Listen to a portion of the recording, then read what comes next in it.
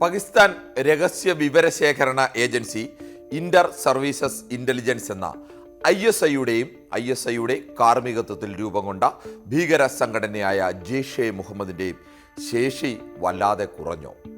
പാണ്ഡൻ നായുടെ പല്ലിൻ ശൗര്യം പണ്ടേ പോലെ ഫലിക്കുന്നില്ല എന്ന അവസ്ഥയിലായോ ഐഎസ്ഐയും ജെയ്ഷെ മുഹമ്മദും?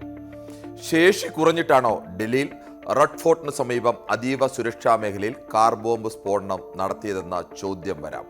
ഡൽഹി സ്ഫോടനത്തിന് പിന്നിൽ ജെയ്ഷെ മുഹമ്മദാണ് എന്നാണ് പ്രാഥമികമായ വിലയിരുത്തൽ. അതിൻ്റെ സ്ഥിരീകരണം വരാനുണ്ട്. അങ്ങനെ ജെയ്ഷെ മുഹമ്മദ് തന്നെയാണ് അവിടെ സ്ഫോടനം നടത്തിയതെങ്കിൽ ഇവരുടെ ഇൻ്റലിജൻസ് ശേഷി വല്ലാതെ ശോഷിച്ചു പോയിരിക്കുന്നു എന്നതിൻ്റെ തെളിവായിട്ടേ ഈ സ്ഫോടനത്തെ വിലയിരുത്താനാവൂ. ഇന്ത്യൻ സുരക്ഷാ നിരീക്ഷണ വല മുറിക്കാനുള്ള ശേഷിയിൽ വല്ലാതെ ചോർച്ച വന്നിരിക്കുന്നു.